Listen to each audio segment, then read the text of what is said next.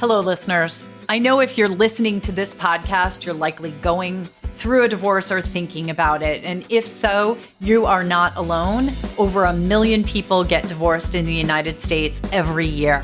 But we know that divorce can be an extremely complex and expensive process, especially if you have to hire a lawyer and spend a lot of time in court.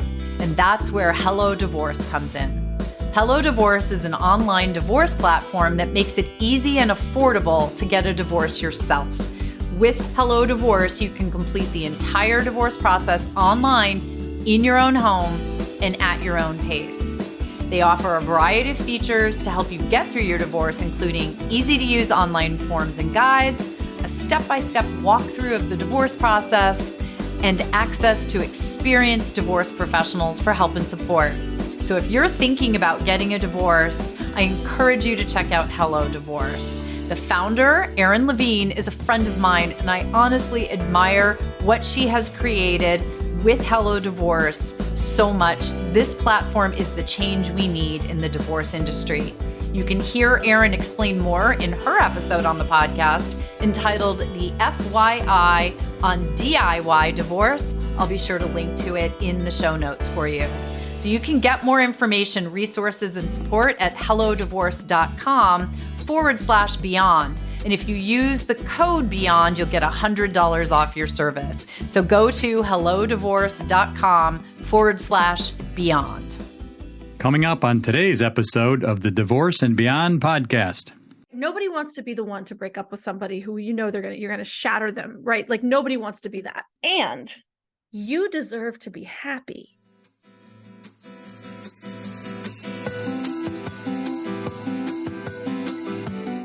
Hello, and welcome to the Divorce and Beyond podcast. I'm Susan Guthrie, your host. As a top divorce attorney and family law mediator for 30 years, I know what you need to know to get through your divorce, and most importantly, how to move beyond it to thrive and transition to your new future. My experts and I are here to give you the insider view into the process, so listen in for the wisdom and expert information you need on your journey through divorce and beyond. Hello, and welcome to today's podcast. I'm Susan Guthrie, your host, and listeners, it's the day. It's finally the day. We have Kate Anthony on, and she is here because her brand new book, her first book, but her brand new book, I'm going to introduce her as best-selling author because I know she is. Kate Anthony, the author of The D Word. And no, it's not that word. It's the divorce word. The D Word, Making the Ultimate Decision About Your Marriage. It just came out on the 26th of December. This episode, Happy New Year, everyone, is coming out on January 2nd. And Kate, are you having fun with your book coming out? So much fun. So much fun. It's a lot of work. It's also, I'm incredibly grateful. It's like the culmination of my life's work and, over a decade of doing this work. And I don't know. My head's on sort of crooked, but yes, it's great.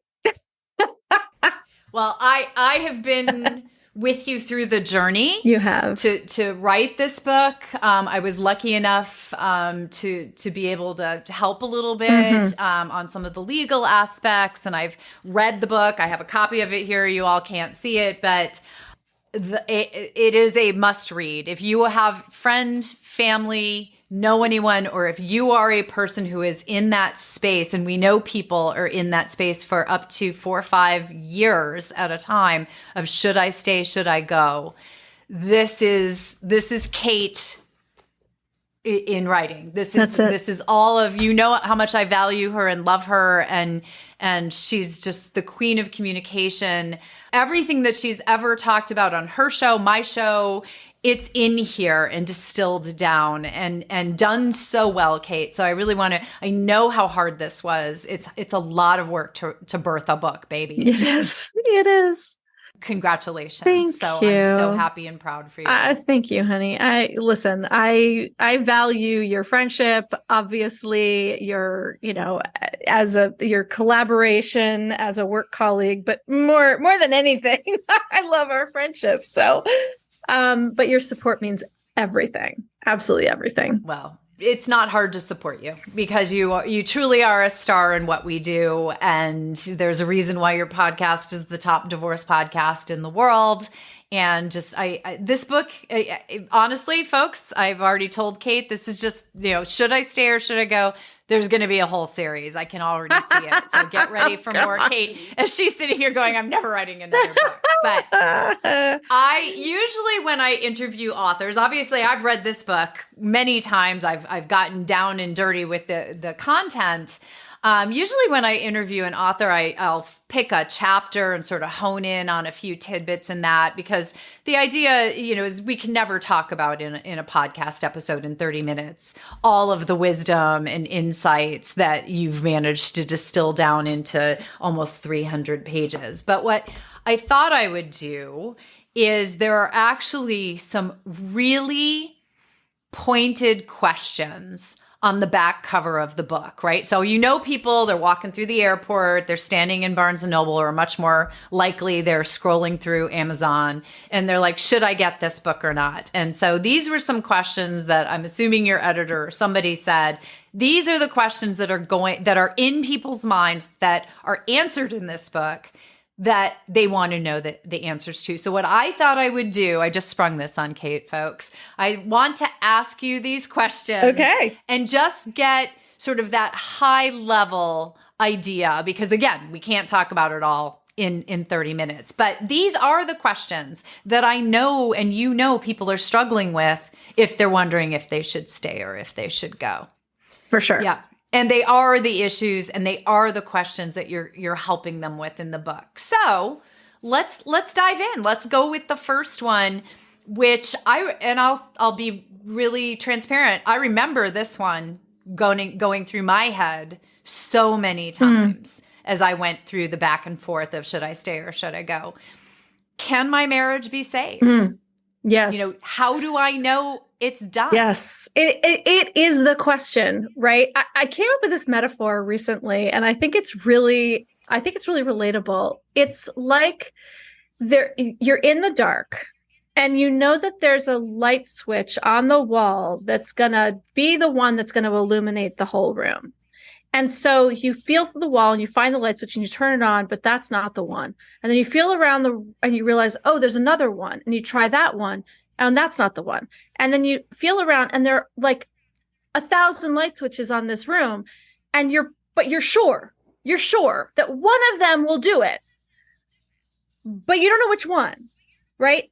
And at the end of the day, if you're turning on that many light switches, probably none of them do it, right? But you have this sense that I'm going to quit before I hit the magic light switch that's going to change everything.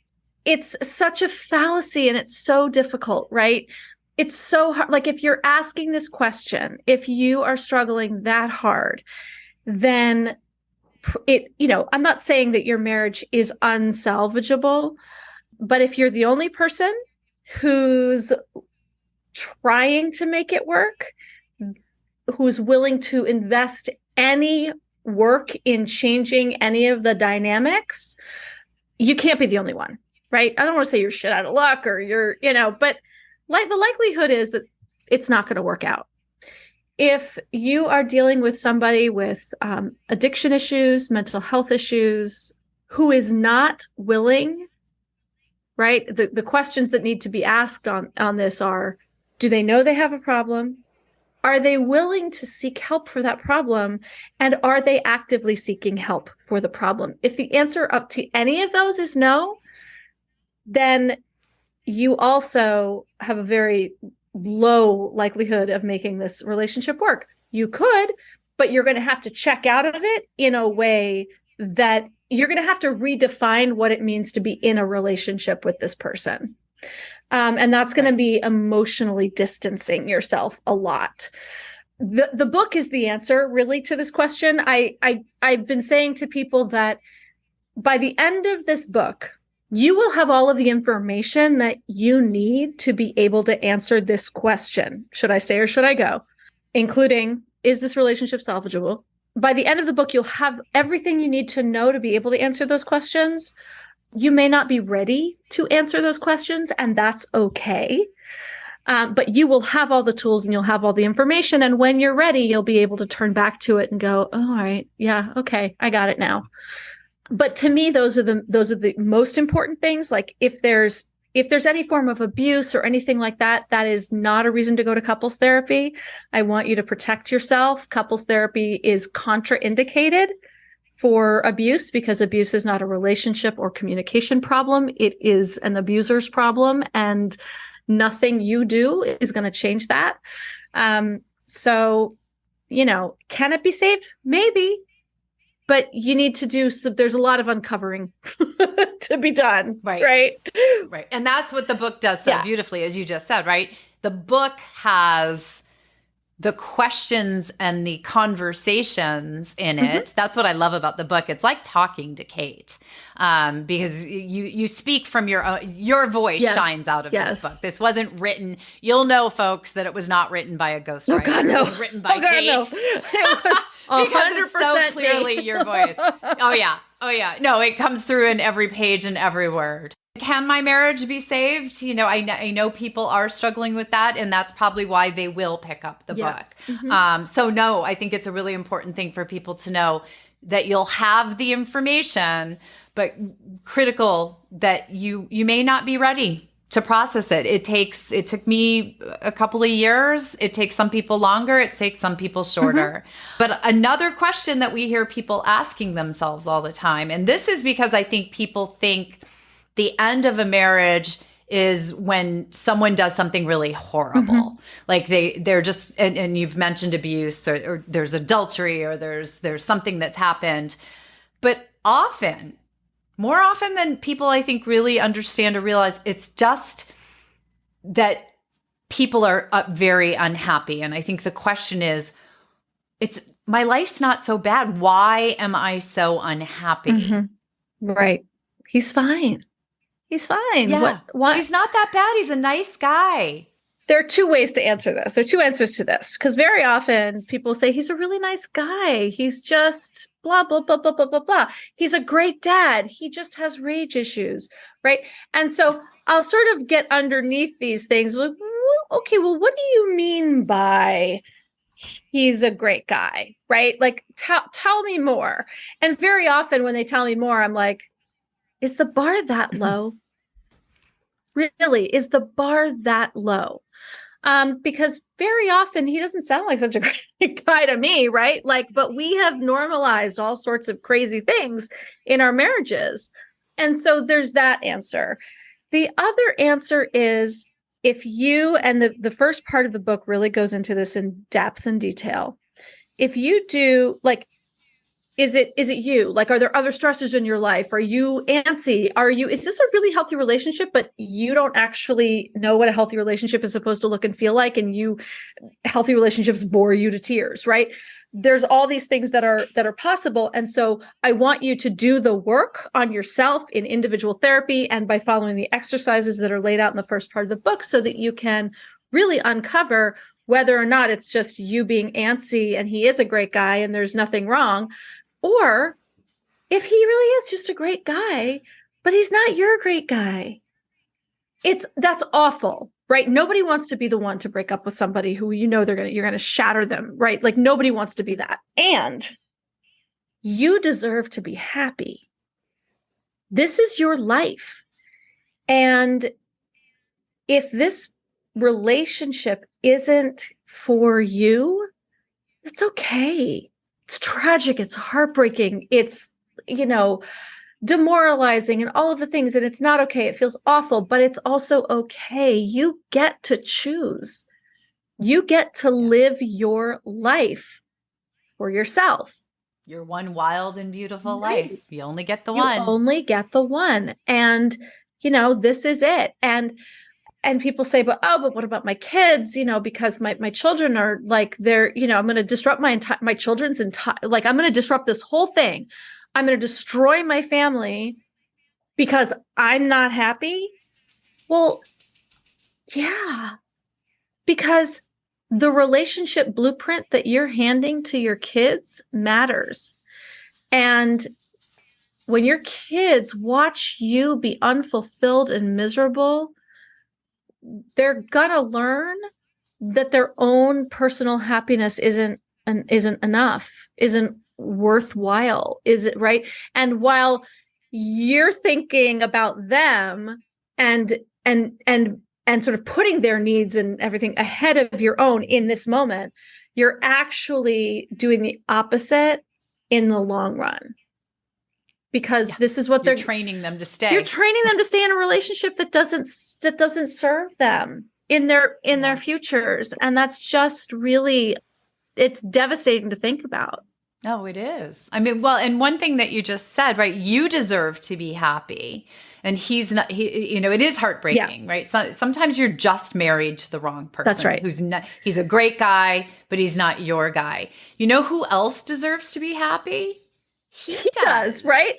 Right. He's a great guy. He's a great guy. And you don't love him. Doesn't he deserve to be with someone who thinks he's like the bee's knees and who goes wild and gaga over him? So there's somebody out there for him that you're keeping him from. Yeah. And I think that's so potent. And you've talked about the kids. That is what the next question on the back cover here. And this one, I know the answer to this. You know the answer to this. We've talked about this all the time, but we still hear this all the time. Should I stay married for my kids? No. Please don't. It's a one-word answer, folks. It's a one-word answer. Like, first of all, please don't put that kind of pressure on your children, right? Like, oh my God, they're going to grow up and be like, she stayed miserable for me? I don't want, and by the way, everything that you think that you're hiding and that you're being covert about, like, they feel it, they know it, they hear it. I don't know if you know this about kids, but their ears are bionic. Very much. And so are their intuitions. And they know everything and they feel everything. Even if you're like tag team parenting and satelliting each other and sort of like, one of you is taking the kids here while you're doing this, like, and you guys are literally like hardly ever together. And this is a family. Well, what kind of family do you think your kids are going to create when they grow up? Because this is family. This is normal. It's not normal. It's not okay. If there is toxicity. But the one thing to know is that divorce doesn't screw up kids. Toxicity can screw up your kids, whether that's in divorce or in a marriage. If there's an intact family, like an intact family isn't the be all end all. It's a happy intact family that we want, right? Or a happily divorced family. So we just want to keep the toxicity out of it in the relationship or in the divorce. And it's very hard because, I lucked out, right? I was married to someone who was a terrible husband to me, terrible husband. But when we got divorced, he was great. Right? Like he just sort of like put the sword down and was like, all right, what do we got to do now? And he was really focused on our son. And we were both really focused on putting Emmett in the middle of every decision that we made. But I lucked out. And I don't think you ever know what you're going to get. I mean, you can predict sometimes. But I have a friend right now going through a divorce. Her husband is the nicest guy. Has been the nicest guy forever, not her guy, very misaligned values and all of the things, but like a good human. And he is making her life a living hell, putting cameras in the living room to like trying to catch her. And I don't even know, like, I don't know where he's getting his advice from, but he's trying to turn the kids against her. There's so much happening. And I would never, ever in a million years have called that. Never. So there are things that you can do to try to prevent the toxicity from happening. But also, sometimes it's just the luck of the draw. And by the way, even if only one person is not toxic, your kids will be okay. staying in a marriage to mitigate abuse or run interference is a terrible idea, because what you're doing is condoning it and you're keeping them in it 24/7. If you give your kids a safe place to land, even if it's only 50% of the time, you're giving them the gift of perspective. You're giving them the idea that I feel this way in this house and I feel differently in this house. I see. And then they get to choose what feels right for them. You're also giving them their central nervous systems a place to come and decompress, right? If you're in toxicity 24/7, you are in fight or flight all the time. And so are your kids. And that's not fair. So that's my soapbox. But it's probably one of the most important messages for parents, because we know that when parents, it's statistically even harder for parents to decide to divorce. People who don't have children, say that it's easier to make that decision. That was not something I had to worry about when I was considering getting divorced. Right? Yeah. It just makes things different. Yeah. But the number one thing that parents think of the minute they're getting divorced, the first thing they start Googling is divorce going to screw up my kids? Yes, that's right. And it's so important for them to hear all those things you just said. The one that really resonates for me, because I don't think I've ever heard anyone say it quite that way, is when you stay in an abusive relationship so that you can protect your kids from that abuse, you're subjecting them to 24/7 being in the midst of the abusive relationship. I'd never actually heard someone say that quite that eloquently. Even if you're giving them a safe place to land 50% of the time, that's 50% of, we know the power of one. Our friend Christina McGee talks about the children having the power of one parent who is that safe haven. So should you stay married for your kids? One word answer, everyone. Nope. No.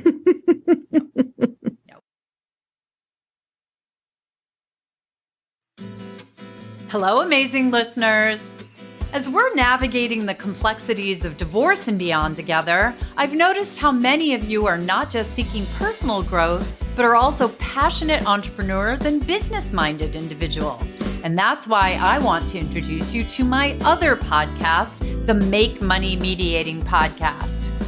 On Make Money Mediating, I dive into the world of business and entrepreneurship.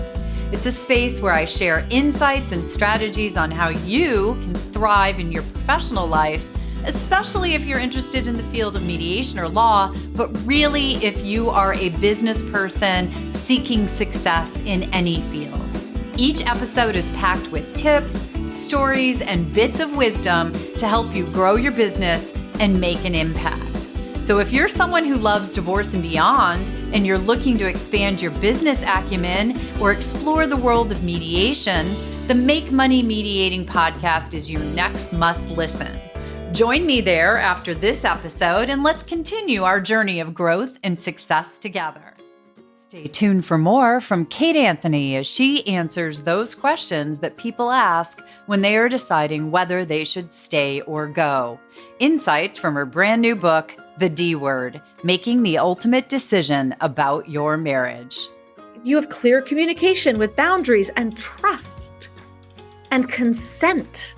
Healthy relationships should have curiosity, right? We should not feel like we know everything about our partner all the time.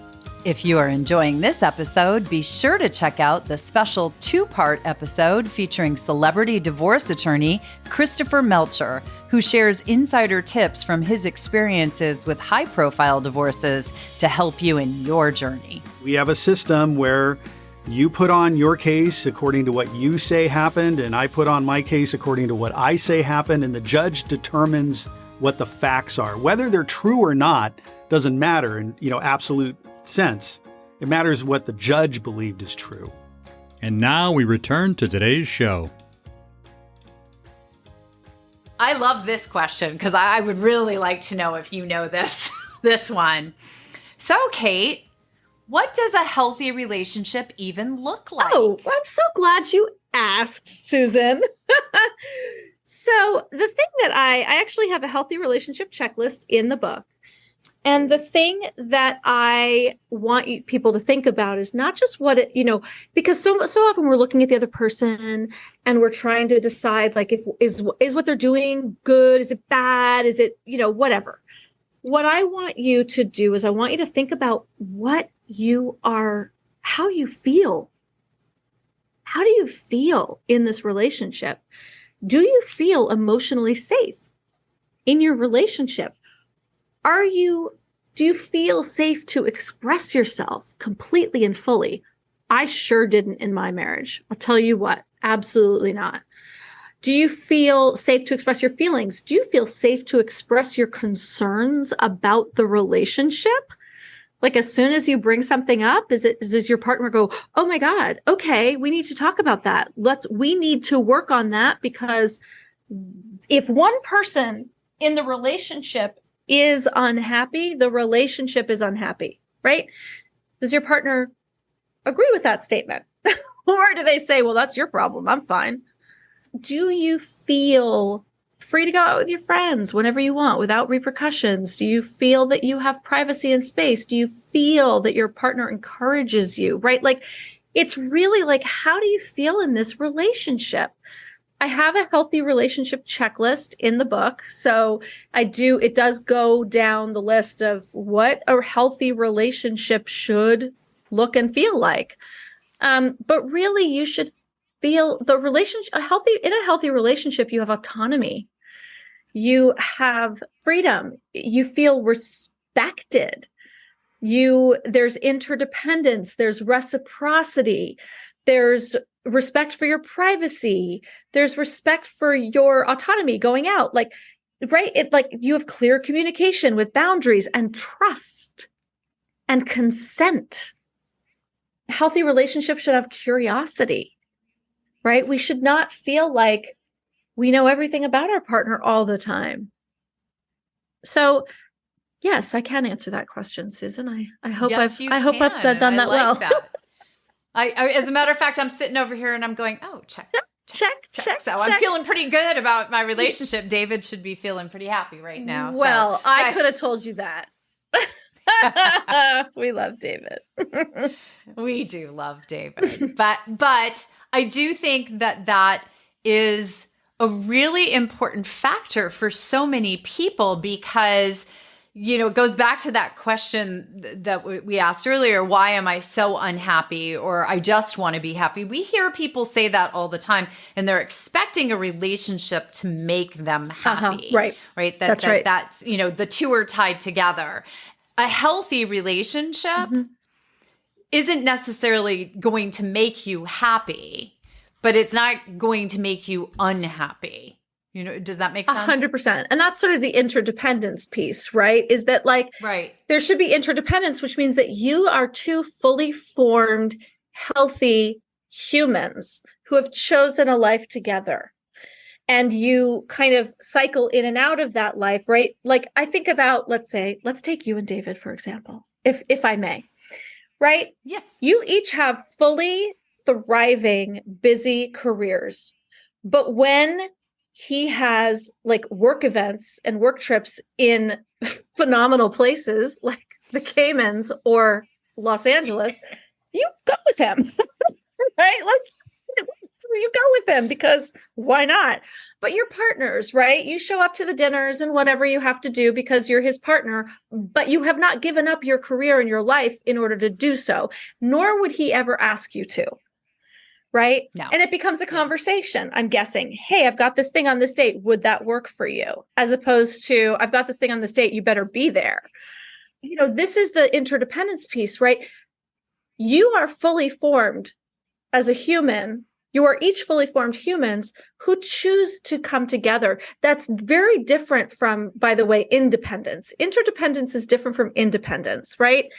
Because we don't want too much separation. You still need to blend together as a couple, as a union in the relationship. You both have to show up in the relationship to make it work. When you've got two independent people, you're kind of where is the coming together? Well, and you use the word that I think is so critical in a relationship is partnership. Mm-hmm. Yes. Right. It is a true partner. And that doesn't mean, people are always talking about a 50-50 partnership or an equal partnership. That's not actually how it works, I don't think. I don't think so either. It's more sometimes it's 80-20 and sometimes, right? As long as as long as the balance is constantly shifting and like it works out in the wash, right? Yeah. But like in most relationships, let's say one person's going to have more money than the other one week and like, oh, okay, like whatever, right? But it works out in the wash. So there is a definition, folks, of a healthy relationship. I think there's another little factor here that goes to if you are asking if your relationship is healthy, probably some sort of indication that you're not feeling that it is. That's right. Right? If you're asking the question, that is a red flag. Yeah. Mm-hmm. Yeah. And you cover a lot of those in here. And I think this, I'm going to wrap it up with this last question, because I know for so many, especially women, the book is written from the perspective for women, and it's written, it's very eloquent. You actually were just on the show during November talking, because I wanted to highlight all of the training that you've had as a victim's advocate and on domestic violence and domestic abuse, because you're very, educated and versed in that. But a question we hear women asking so often is this actually abuse? Does this count? I have a hard time thinking of things counting as abuse, but does this count as abuse? And this might be another one where if you're thinking it might be abuse. Yeah, probably it is. But here's the thing, like we want validation, right? It's really hard for us anyone to identify, to self-identify as a victim of abuse or domestic violence. Like it doesn't make sense. It doesn't compute.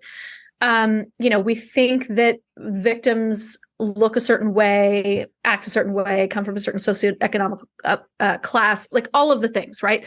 And I think you're right. If you're asking the question, that might be a red flag. The red flag that I hear so often in this question is this abuse? I think what the real question that they're asking is this a good enough reason for me to want to leave my marriage? And if you're asking that question, yes, it is, because you're not happy.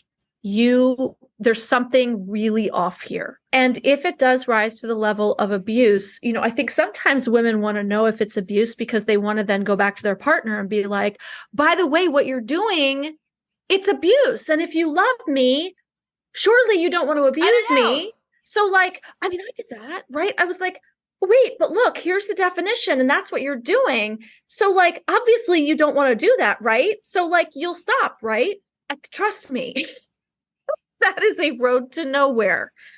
Then you've just like dropped an atom bomb in a sense. Like right now there's this buzzword. All they're going to do is be like no abuser in the history of the world ever said, oh my gosh, you're right. I'll change. I will stop. That's abusive behavior. What? At the end of the day, their definition of love is not a healthy first of all, it's not love, right? They're interested in power and control, not love. And it's really hard for us to wrap our brains around the fact that I'm not saying he doesn't love you or she doesn't love you. That's not what I'm saying. Very often, someone who's this abusive is actually not capable of love, right? And so that's really hard to wrap your brain around. But at the end, really, you're operating from two very different definitions and perspectives of what a relationship is and what your role in this relationship is. And, for the most part, someone who's abusing you, they believe that your role in the relationship is to conform and to allow them to dominate you. Whereas you are probably seeking partnership and unity and, emotional connection. Somebody who's abusing you is actually not interested in that. No matter how much they say they are, by the way, they're not. They're using that as a tool to be able to dominate and control you. And it's very hard. It is. It's very hard. And it's actually, you are in different galaxies, the two of you. You are coming at this relationship, and it's like Alice is through the looking glass. That's right. They are on a complete other side of that mirror. And it's so hard. Yeah, I love the way you say it. It's hard to wrap your head around. It is. You're thinking of everything through your own lens. That's right. That's right. And you have to put on a completely different filter, which is power and control, as opposed to partnership and love, which is not where you're likely coming from, which is how you got into that relationship in the first place. Exactly. And it's just, it's so tragic. But, it's really hard to wrap your head around. And that's why I've devoted like a few chapters in the book to this whole thing, because I really want people to understand. A lot of times people are looking for the answers and the labels in order to help their partners understand. And what I ask in the book is that actually you're the one who needs to understand. Yeah. Not them, you. And that's the hardest part. Trust me, it's the hardest part. It's the only pathway to freedom. Well, and it goes to, I think, something that you said earlier in your answer to this question, Kate, which I think is really important for the listeners to hear, is that it's very hard to self-identify as a victim. Mm-hmm. And so the question provides the answer provides the validation. Right. That's right. I have heard Amy Polacco was on recently in November as well. And I remember her saying when her therapist said to her, that is abuse, you need to go to a women's shelter right now. She said in that moment, it was so incredibly freeing for her that someone else identified that and for her. It's like when someone says, when you're like, there's a problem. And someone else goes, not only is there a problem, it's a really big problem. You're like, wait, it's such a big problem that you want me to go to a shelter? Oh, it is like, first of all, it's terrifying, but also validating, right? Like, I haven't I'm not felt crazy. safe. I'm not crazy. Not only am I not safe, like I'm really not safe, and this person believes me and this person supports me. That's right. There's so much to that. So much to it. And so that question, yes, just one more of those questions that you actually do answer or provide the road to the answer. Mm-hmm. I mean, that's what this book is, everybody, right? It is the road to the path to the way for you to work through what you've probably been working through for so long now. But it's to get you to the end of that road. Yes. So that you can make the ultimate decision about your marriage. And I do want to say, there's no predetermined end to this book. Kate did not write this book from if you're reading this book, your marriage is over. So please. That would be terrible. But it wasn't. It's very much not that. And so I want to encourage people that understanding that if any of these questions that we've just talked about, or any questions about the viability of your relationship are dancing around in your head, this is and it doesn't have to be, by the way, a marriage. I would say any relation. We know, less people are getting married every year these days, right? But many, many people are entering into relationships. This is the book that is going to help you find in yourself where those answers are. And that's what's so wonderful about it. And that's why I'm grateful that you wrote it. It's the book, I will tell you, divorce attorney colleagues out there. Oh God, yes, thank you. Right? We get those people who come into our office all the time and are what I call divorce curious, right? They want to know about divorce. They want to know what it looks like. They have questions, but they don't know if they want to get divorced. And frankly, they don't teach us that in law school. We do not know how to help you figure out that question, the answer to that question. Have some of these in your office, folks. Have some of Kate's book in your office. Please do. If you are a person who's got a friend who's going through this and they're constantly calling you and you don't know what to tell them because you didn't learn this in school or you don't know the answers for them, this is really the question that people need to answer for themselves. That's right. You can't answer it for someone else. So get Kate's book. And Kate, how can they get the book? Why, thank you, Susan. So the book is available everywhere. Everywhere books are sold. This is the short answer. I also have a page on my website, kateanthony.com/dword, on which I have some suggestions for perhaps how to order the book a little bit more surreptitiously, because this is not the kind of book that a lot of people want to have sitting in their shared Amazon order history. So if you share an Amazon account with the person that you are divorce curious about, you're probably not going to want this showing up in your Kindle, Audible, Amazon cart order history. So I have some ideas on my site of how you can buy it in other ways that will not set off the alarms. Yeah. It reminds me of all the times I went to like cocktail parties or social events and people would be like, oh, do you have a card? And it would say, attorney and family law specialist or whatever. And they're like, oh, I don't want this laying around my house. Right. That's right. Like, yeah. Uh-huh. Right. So same thing. Did you pick a cover? Have you done the contest? Tell us Yes. As of recording, I think we don't have a final yet, although I do think I know which one. Well, I know what the early runner was. We did a fake cover contest in which people submitted titles for a book they thought their husband would never in a million years pick up. The 4 finalists are, one is Stitch Please, which I just love. So there's Stitch Please, How I Crocheted My Way Back to Life, a memoir. Then there's A Swifty's Guide to Daily Affirmations. We have The Curse of the Corset, The Ongoing Quest to Shape Women. And then one of my favorites, which is Instruction Manual. So, because we know they'll never. A man is never going to pick that book up, right? So these are the ones. Right as of my last checking, Stitch Please, How I Crocheted My Way Back to Life, was the number one. But again, I don't know if that's true now.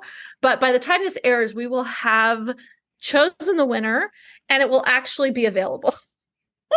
My publisher is amazing. Go to the webpage. Yeah, my publisher is amazing. Go to the webpage. And they are actually making this fake cover for us. So I am so excited about this. We talked about it in the episode in November that you were doing the contest. Right. I absolutely love that you did it. And I might be voting for Stitch Please myself. I think but they're all hysterical. It's just great. Yeah.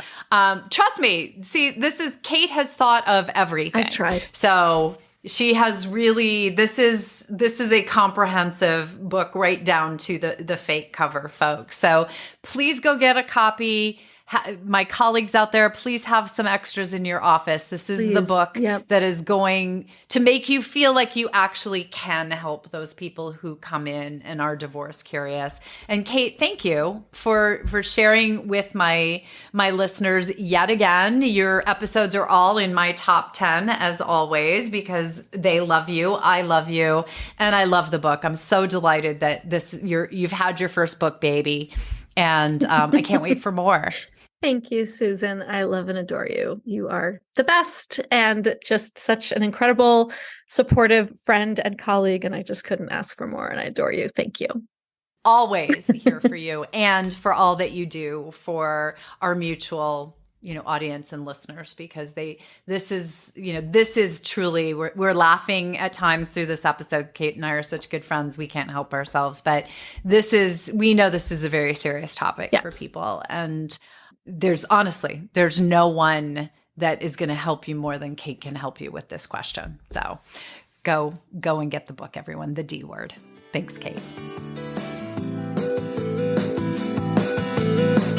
Thank you for joining me today on the Divorce and Beyond podcast. I hope you found some information and inspiration to help you on this journey. Please join me every Monday at 6 a.m. Eastern Standard Time for a new episode. And if you like the show, please take the time to subscribe and leave me a 5-star review on iTunes. You can also find more information on the website at divorceandbeyondpod.com, where you'll find links to the YouTube channel, transcripts of the episodes, and other bonus content. So I'll see you next week to help you move through your divorce and beyond.